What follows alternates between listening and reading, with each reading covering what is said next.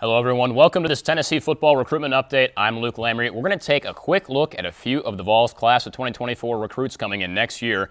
As you know, there are several different rating systems for recruits, but to avoid confusion, we'll only be looking at the 24/7 Sports Composite rating system. Let's get into it here. Hello, I'm Luke Lamoree, and this week in Vol history, we're going way back in time to the early 1980s for the first ever NCAA Division I women's basketball tournament. The very first women's March Madness tournament was held in 1982 and consisted of 32 teams, one of which was the University of Tennessee. The Mideast Regional Qualifying was held right here in Knoxville, Tennessee from March 12th to March 20th in the famous Stokely Athletic Center. For those of you who don't know, Stokely Athletic Center used to be our stadium for men's and women's basketball from 1958 to 1987 when Thompson Bowling Arena was built. The Lady Vols were on fire in 82 as Pat Summitt was in her 8th year of coaching for the Vols. We put on quite the showing as we dominated the Mideast Regional Bracket, taking down the entire field and even upsetting number 1 seed USC in overtime, beating them 91-90. We advanced to the Final Four. We were defeated by Louisiana Tech, who was a power team at the time. They went on to win the championship, taking down Cheyney University. Fun fact, LSU head coach Kim Mulkey was on that team. That's pretty cool.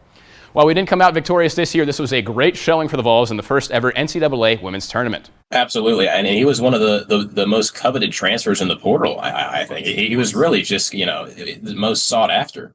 But like you said, he was a massive hitter last year. I think he was averaging around 400. I mean, he had 13 bombs. I mean, this dude is just going to be a massive impact on this team. His claim to fame is his phenomenal pass rushing skills, and you can find endless videos of him online just completely pancaking quarterbacks. It's fantastic. Anyway, dude is a unit, and we are happy to have him, and I'm excited to see what he has in store for us. This might, this might be unpopular, but I'm going back to Kavaris Steers. I think this is his year. He's had his health problems, he's had his misfortunes, but he has a massive bat, like you said. And I think if he swings it well, I think easily he's going to be the breakout star of the team. This is who we're going to be talking about in a couple of weeks, months. This is our guy right here. Mike Matthews. This guy will be a threat to the SEC secondary. He runs a 4.48 40-yard dash, and along with his speed, his ability to track the football is insane. We're going to take a quick look at a highlight from him real quick.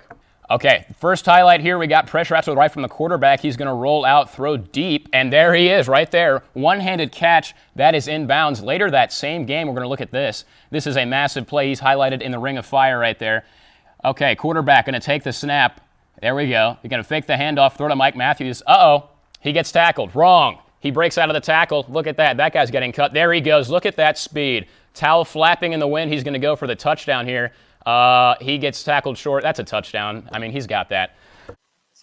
Yeah, I mean, that's just a massive upset. These are two teams, like Devin said, that just hate each other, and so it's great to watch, an upset happen in a rivalry that big.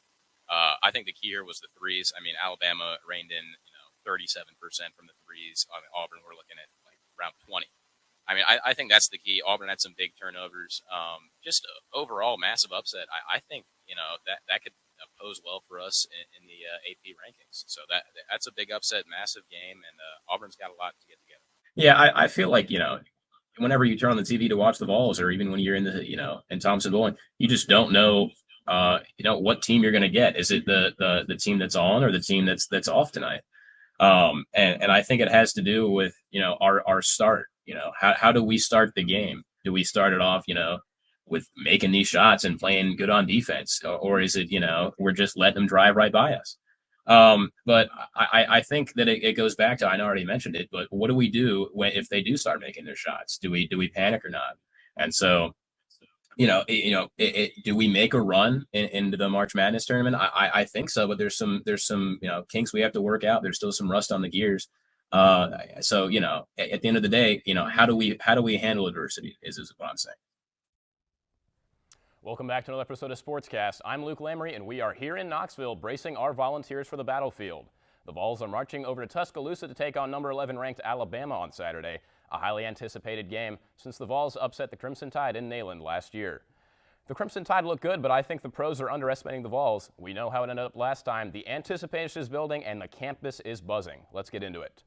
Yeah, absolutely. Like you said, I just love the Vitello style. He's just out there to take care of business, and that's his goal. Just like hit bombs, and I love it.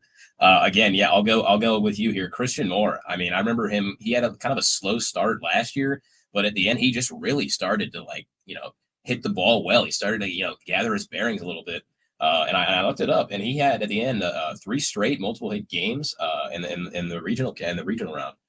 Really impressive. We can expect a lot from him this year. I'm really excited to watch him. Let's look at some honorable mentions really quickly here. Bennett Warren, 6'8", 330 pounds. That is unbelievable. I don't know what they're feeding these kids these days. But, I mean, he's an absolute beast. We also have Jake Merklinger, quarterback. He could be backing up Nico. I mean, we have another QB in training. Yeah, out of the bullpen, to be honest with you, I'm looking at Nate Snead here. I mean, I think he's our most talented in relief right now. But yeah, I mean, if AJ Russell, he starts to get a little weary, could we see him tonight? Could we see the man out of the bullpen? But next up to Drew Beam, if we're going to talk about him, he's just an absolute beast. But not talking Drew Beam, I think Nate Snead out of the bullpen.